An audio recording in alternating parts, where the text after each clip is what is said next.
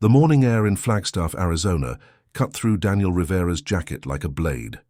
At 28, the cultural anthropology professor had spent 5 years teaching about indigenous practices from university lecture halls, never bridging the gap between textbook knowledge and lived reality. But that morning, driving toward the Navajo Nation, something felt different. Daniel's hands gripped the steering wheel as he replayed the phone conversation from 3 days ago. Mary Begay, a respected elder and cultural educator, had agreed to meet after months of rejected emails. Her voice had been warm but direct. "If you want to understand our children's rights, Professor Rivera, you'll need to unlearn most of what you think you know."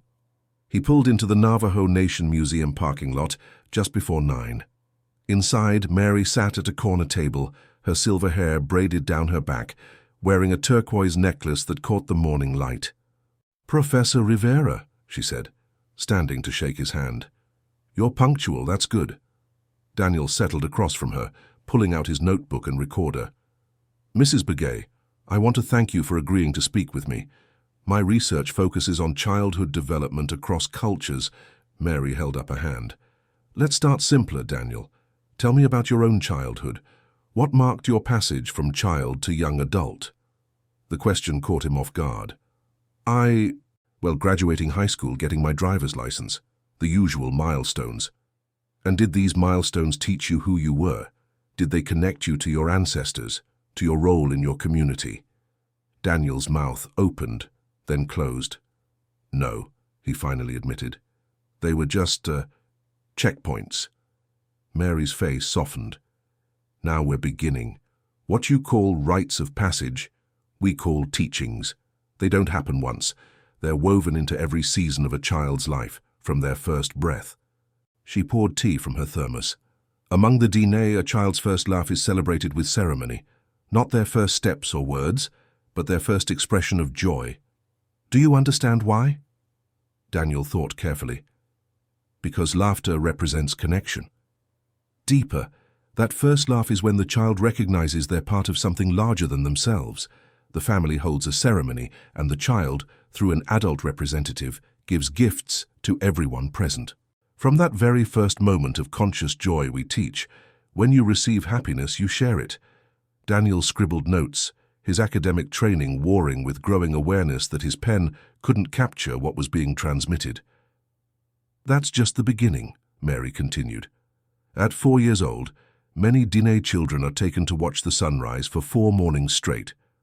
On the 4th morning, an elder tells them, 'You have now seen that every day returns.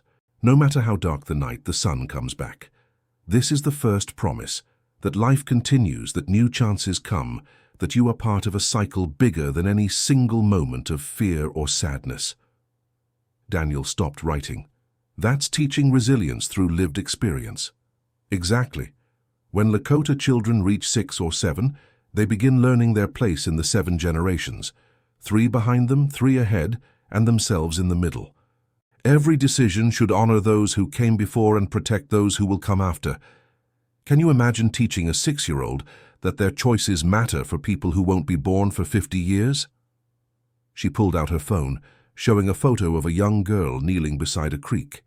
"This is my great-granddaughter, Sage. Last summer, her mother took her to where our family has gathered clay for pottery for generations. She spent 3 days just learning to see the clay, to understand how water shapes it. Before gathering any, she left an offering of cornmeal. Her mother explained, 'We don't own this place. We're guests here, and guests bring gifts.' That's ecological science wrapped in ceremony." Mary described more teachings, Ojibwe children learning to sit still in forests until animals no longer noticed them, understanding their impact on the world. Each example revealed sophisticated developmental psychology embedded in cultural practice. Check if you are already subscribed to this channel. These stories aren't just about the past. They're about understanding how ancient wisdom solves problems we're still struggling with today. Don't miss the next chapter. "These teachings I'm sharing aren't museum pieces," Mary said, glancing at her watch. "They're living practices, adapted and continued in Native communities right now. Meet me next week, same time. But between now and then, wake up before dawn for 4 mornings. Watch the sunrise, don't record it, don't photograph it, just watch. and notice what happens inside you. After she left, Daniel sat alone, his notebook suddenly seeming inadequate. He thought about first laughs and sunrise teachings, about how his own childhood had been marked by participation trophies and standardized tests. What would he have become if someone had taught him about 7 generations? The question followed him across the parking lot and onto the highway back toward Flagstaff. The semester would continue, but something had shifted. He'd come looking for research data. Instead, he'd found a mirror reflecting every gap in his own formation. The first morning, Daniel slept through his alarm. The second, he checked his phone throughout sunrise. By the third morning, frustrated, he drove to Meteor Crater where vast emptiness would eliminate distractions. He parked while stars still pierced the darkness. The temperature hovered around 38 degrees. He forced himself to stay outside, standing at the railing. Silence had texture. The wind moved across the crater like breathing. His own heartbeat became audible. The eastern horizon transformed so gradually he couldn't pinpoint when darkness became grey. Colors emerged, deep purple, rose gold, spreading amber that made the crater walls glow. Something in his chest loosened. Standing as the day was born felt like witnessing something sacred. Not religious sacred, just fundamental, important. On the fourth morning, he watched from his apartment balcony. The view wasn't dramatic, but he understood now that location wasn't the point. The act of bearing witness was the point. When he met Mary the following week, she saw it immediately. "You watched." "I watched," Daniel confirmed. "And I felt smaller and bigger simultaneously. That's knowing your place. You are small in geological time, but you're also part of something unbroken. That knowledge creates humility and significance simultaneously." She pulled up a document on her tablet. Today, puberty rites. In traditional contexts, puberty wasn't just physical maturation. It was spiritual, psychological, and social transformation all at once. Communities didn't just acknowledge this change, they deliberately shaped it. She described how among Plains nations, when a girl had her first menstruation, it marked the beginning of a year-long rite of passage. A whole year of specific teachings, responsibilities, and community acknowledgement of her changing role. "A whole year?" Daniel interrupted. Mary nodded. "Because the transformation from child to woman requires time, instruction, and practice.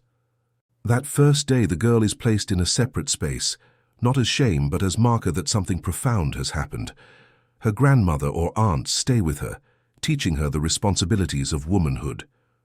"What specifically?" "Everything. How to manage menstruation, yes, but that's least important.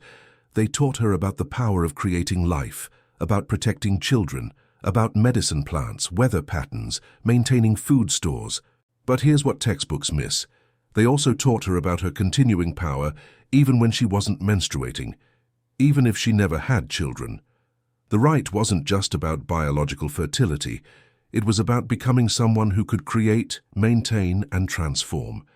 She described boys' parallel transitions, vision quests where young men learn to be alone with themselves, to face fears, to discover their particular path. Not their job or career, their path. What unique combination of abilities would allow them to serve their community best? Daniel thought about his own undergraduate years, aimless partying, a major chosen because it seemed marketable. "It's not a very efficient system," he admitted. After that initial seclusion or vision quest, Mary continued, the young person would re-enter the community with a new name. Names were descriptive. Walks with purpose. Seize the pattern.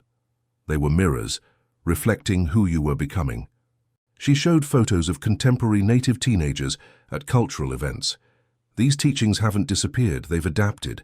Many families still mark first menstruation with ceremony. Boys might not spend 4 days alone in wilderness, but they go through mentor programs where elder men teach them about responsibility, respect. "What happened to young people who struggled?" Daniel asked. "Depression, anxiety?" First, understand that mental illness as separate from physical, spiritual, or social illness didn't exist the same way. If a young person struggled, the community looked at the whole picture. Were they eating well, maintaining relationships, spending time in nature? The assumption was that isolation and disconnection caused most suffering, So the cure was reconnection. Mary leaned forward. There's documentation from early reservation period about how Indian schools destroyed this entire system. Children were taken at age 6 or 7, forbidden to speak their languages. They missed all these rites of passage. The result? Generations who didn't know how to parent, who struggled with identity because they'd been severed from teachings that create those things. Her intensity was palpable. And then people wonder why native communities struggle with addiction, domestic violence, suicide. It's not genetic. It's what happens when you systematically destroy the knowledge systems that create healthy people. After Mary left, Daniel sat alone with his cold coffee and opened his laptop. Instead of research notes, he typed 4 questions. What marked my transition to adulthood? What was I supposed to learn? What did I actually learn? What do I wish I'd been taught? The cursor blinked accusingly. He thought about 13-year-old Daniel, desperate for someone to tell him what any of it meant. Nobody had told him, or if they had, it was in such contradictory messages that he couldn't assemble them into anything coherent. The questions remained, demanding answers he wasn't sure he had. And somehow that felt like the most honest research he'd done in his entire academic career. Daniel spent the next week interviewing himself. Every morning after watching sunrise, he sat with his journal, writing responses to Mary's 4 questions. His answers revealed an adolescence shaped by absence, messages about what not to do rather than what to become. When he met Mary the 3rd time, it was at her home. She invited him into a living room where family photos covered every surface. "You look different," Mary observed. "Heavier somehow, but in a good way." Daniel showed her his journal. She read his answers carefully. "You were taught to achieve, but not to be. You were taught to avoid failure, but not to embrace purpose. That's the poverty of modern American adolescence." She gestured to a photo of a teenage boy in basketball uniform. "My grandson, Marcus. Last year, his family organized his coming-of-age ceremony. For 4 weeks during summer, Marcus lived with different family members. First week with his grandfather, learning to maintain property and repair things. Second week with his uncle, helping with summer education programs. Third week with me, learning about medicinal plants and family history. Fourth week with his aunt, in tribal government." Mary pulled out her phone, showing a video. Marcus stood surrounded by family. "Grandpa taught me that maintaining things matters as much as building things. I'm going to try to be someone who maintains, who keeps things strong, not just someone who's always chasing what's new." Daniel realized he'd been holding his breath. That's profound for a 14-year-old. Because someone gave him space to be profound. Nobody told him what to say. They gave him experiences, then asked him to think deeply and share his understanding. Mary described how traditionally, around age 13, young people started apprenticeships. Not just learning trades, learning how to be contributors. Among the Iroquois, teenagers would sit in on council meetings, observing how decisions were made. By the time they were adults, they understood how communities functioned. She brought over an intricately woven basket. "My grandmother made this when she was 17, after 2 years apprenticing with a master weaver. Look at the pattern. It tells a story about seasonal cycles. Grandma didn't just learn to weave baskets. She learned to think in patterns, to see connections." What would your life look like if someone had taught you that every action you take is preparing you to become an ancestor, someone whose choices echo forward into the lives of people you'll never meet? Comment below. I want to live like my choices matter for generations. If this story is changing how you see responsibility. Did every young person succeed? Daniel asked. That's the wrong framework. It wasn't about meeting expectations, it was about finding your place. If a boy couldn't hunt, maybe he had a gift for making tools. Maybe he was a natural mediator. Communities needed all kinds of skills. Mary walked Daniel to the door. Next week, we'll talk about completing the transformation. But think about this. If you could design a coming-of-age process for young people in your culture, what would it include? Driving home past a high school letting out, Daniel watched hundreds of teenagers pour from the building. They looked simultaneously energetic and exhausted, rushed toward futures they probably couldn't clearly envision. He wondered if it was visible. The difference between a teenager being told to wait their turn at adulthood and a teenager being actively prepared for contribution. The university's monthly colloquium arrived on a grey December morning. Daniel stood at the podium, looking at colleagues ready for another academic presentation. "I'm going to start," Daniel said, "by telling you what I've learned about my own culture's failures." The room went quiet. Dr. Holbrook's eyebrows rose. Daniel abandoned his prepared remarks, sharing Mary's 4 questions and asking everyone to write responses. Dr. Holbrook protested, but several people pulled out notebooks. He described first laugh ceremonies, sunrise teachings, puberty rites, Marcus's summer. What I expected to find was interesting historical data. What I actually found was a comprehensive system of human development that makes our modern approaches look like we're hoping teenagers figure themselves out by accident. "Doctor," Chen spoke up, "you're romanticizing. There must have been failures." "The framework was different," Daniel replied. "The question wasn't, can you meet our standards? It was, how can you contribute?" The system assumed competence and sought to channel it. The room erupted in overlapping conversations. Dr. Holbrook called for order. "You're making broad claims without sufficient comparative data. What I have are ethnographic accounts and observation of communities that maintain these practices. Young people who go through intentional coming-of-age processes report higher sense of purpose and clearer understanding of their role. That's qualitative data, but it's not less real." A graduate student named Jennifer raised her hand. "I think this is important. My bat mitzvah was one of the few times someone explicitly told me I was becoming an adult. That did something for me that graduating high school didn't." After the colloquium, Daniel called Mary. Some people got it. Others thought I was either romanticizing or attacking modern education. Mary laughed. "You challenged academics to examine their own formation. Of course they're uncomfortable, but you're letting the teachings change you. That's what they're supposed to do."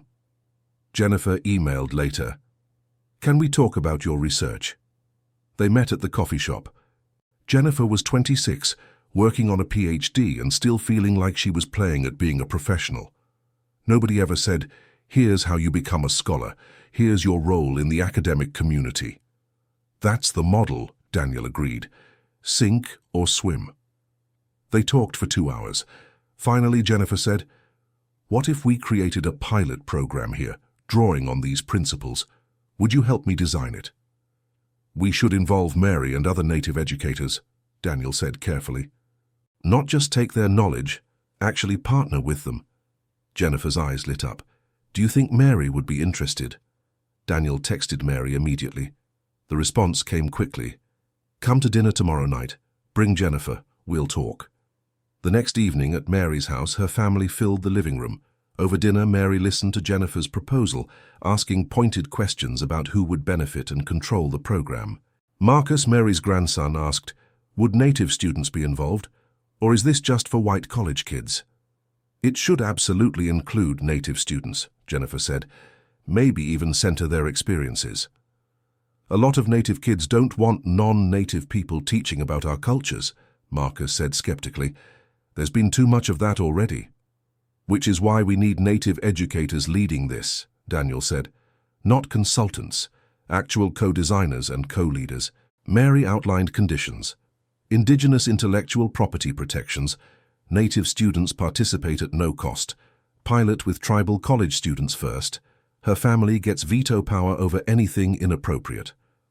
"I'll introduce you to other native educators who've been thinking about exactly these questions," Mary said. "You're just the first who've asked me how to fix it while respecting where the solutions come from." They spent hours planning. By evening's end, they had the skeleton of a program. Monthly gatherings for college freshmen focusing on different developmental aspects, with service projects between meetings. Standing in the driveway later, Jennifer asked, "You okay?" "I'm realizing I came here thinking I was going to study something. Instead, I'm becoming part of something." Daniel thought about Marcus's certainty, Mary's steady teaching, the basket that had served for 60 years. "It's worth it," he said finally. Spring semester brought momentum. Mary introduced Daniel and Jennifer to Dr. Thomas Whitehorse at Diné College and Sarah Ravencrest, a Lakota educator. Together they formed a teaching circle. Their first meeting happened in March at Diné College. Thomas opened with prayer. "We ask for guidance as we try to restore what was broken. May our work serve the young people." Sarah spoke first. "Before we go further, Daniel, Jennifer, what do you get out of this?" Daniel had expected this. "I started wanting to write a compelling paper, but I've realized my entire education failed to prepare me for being a whole person. I want to help change that." Jennifer added, "I'm 26 and still feeling like I'm pretending to be an adult. These traditional teachings address exactly that gap." Sarah studied them. "Sincerity isn't enough. You need to understand the history. For centuries, white academics extracted knowledge and gave nothing back. So when you talk about adapting traditional teachings, you need to understand why we're wary." They spent 4 hours brainstorming.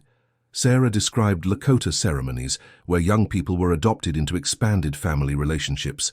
Thomas talked about Navajo teachings around the 4 directions, balancing physical, mental, emotional, and spiritual development. Jennifer proposed a structure, year-long program for college freshmen, monthly gatherings, service projects between meetings. "But we can't copy ceremonies," Sarah emphasized. "We can't teach non-native people traditional prayers. What we can do is teach the principles underneath, the why, not the how." By day's end, they had an outline. They named it Becoming, a contemporary rite of passage based on indigenous developmental teachings. Thomas agreed to pilot at Diné College with native students first. Daniel's sister Maya called that night from San Diego. "I'm having a complete breakdown about what I'm doing with my life. My major feels meaningless." Daniel pulled over. He spent an hour telling her about his research, about traditional coming-of-age practices. "What if I told you that what you're feeling isn't a personal failure, that our culture is terrible at preparing young people for adulthood?" Maya was crying by the end. "Why did nobody teach us this? Would you consider transferring to NAU, being part of the first cohort?" Maya laughed through tears. "You're asking me to change my entire life plan? I'm asking you to consider different education, one that addresses what you're struggling with." A week later, Maya called. "I'm in. When does the program start?" Over the next months, the program took shape. They decided on 4 elements for each gathering: teaching from elders, experiential activity, small group discussion, and personal reflection. Between gatherings, participants would complete contribution projects, genuine community engagement. In June, the teaching circle held a commitment ceremony. They gathered in a circular room at sunset, each bringing something representing their commitment. Mary brought cornmeal, Sarah brought sage, Thomas brought turquoise, Jennifer brought her journal, Daniel brought Maya's photo. Mary spoke. "We're trying to restore something broken. We know we won't do it perfectly, but we're doing it with good hearts and genuine desire to serve young people." After everyone shared their commitments and fears, Mary said, "My grandmother told me, the teaching is more important than the teacher. If you stay humble, the teaching will flow through you. Trust the wisdom that's been passed down for thousands of years." That night, unable to sleep, Daniel walked outside into vast darkness. Stars were overwhelming. He thought about countless generations who'd stood under these same stars, who'd developed teachings this program was trying to restore. The program would launch in 3 months. Like all genuine rites of passage, it required stepping into uncertainty, trusting that transition would bring growth. Daniel watched until stars began fading with approaching dawn. Then he watched the sunrise, his daily acknowledgement that he was part of something ongoing. The program launched on a warm September evening with 23 students, 16 from Diné College, 7 from NAU, including Maya. They gathered in a circle at NAU's Native American Cultural Center. "You're here," Mary began, "because you felt something was missing. That sense isn't wrong. You've been living in a culture that's forgotten how to do what we're going to remember together." She gestured around the circle. "By year's end, if you engage genuinely, these won't be just classmates. They'll be your kin, people who witnessed your becoming." Each student shared their name, family background, one ancestor they felt connected to, one significant place, and one question about their becoming they hoped the year would help answer. Maya went 5th. "I'm Maya Rivera. My grandmother came from Mexico when she was 16. The place that matters is this canyon near my high school, and my question is, how do I figure out what I'm supposed to do in a way that honors my grandmother's sacrifice, but also feels true to who I am? Around the circle, others shared, students grappling with identity, heritage, purpose. Mary gave their first assignment, interview an elder about their transition to adulthood.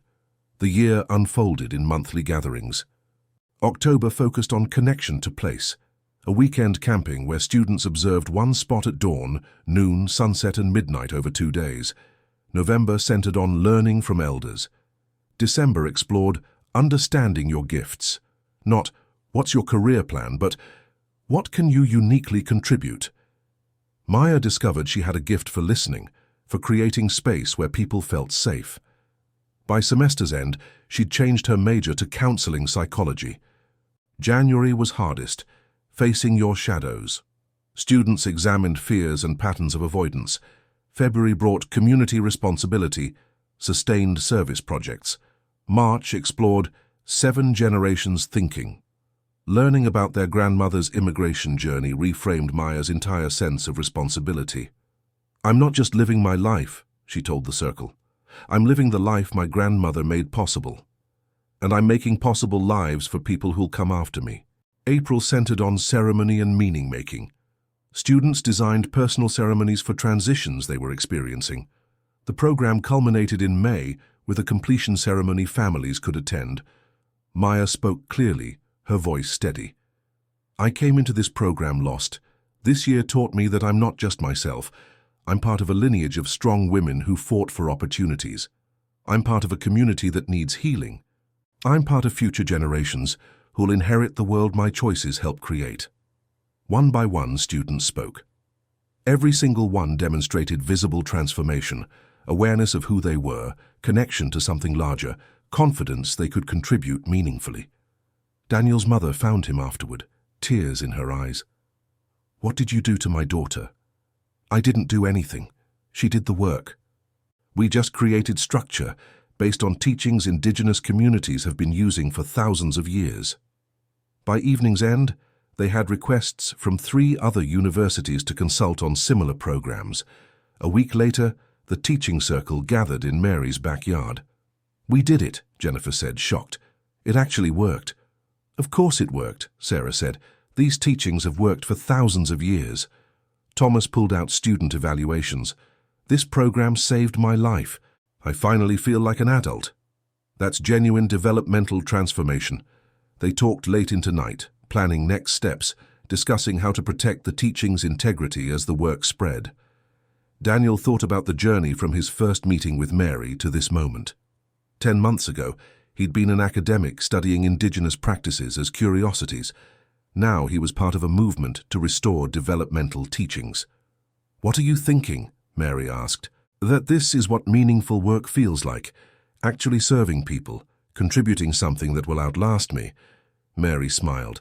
"Now you understand what we teach young people, that the point of your life isn't personal achievement, it's contribution.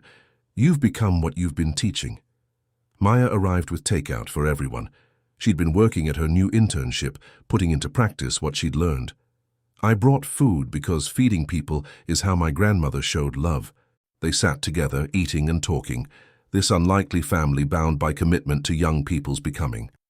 Maya announced, "I got accepted to graduate school, counseling psychology at Arizona State, specialization in working with indigenous communities and immigrant families." "Your grandmother would be proud," Mary said. Later, Daniel and Mary stood in the quiet backyard. "What do you think will happen next?" he asked. Mary looked at the stars. "What always happens when truth is shared properly? It will spread. It will face resistance. It will be misunderstood sometimes. But it will endure because it addresses real needs.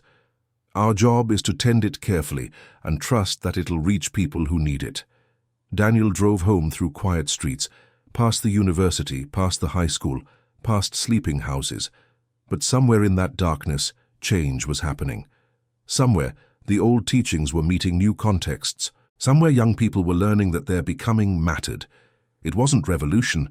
It was just restoration of knowledge that had never been lost, just temporarily forgotten. And now, finally, people were asking, and learning, and becoming what they taught, always beginning again.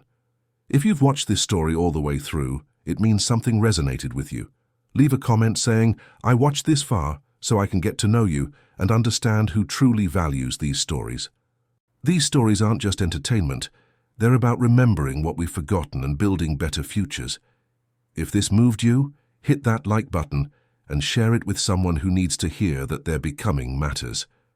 Subscribe for more stories about how ancient wisdom meets contemporary challenges, how broken things can heal, and how we become better ancestors for generations coming after us.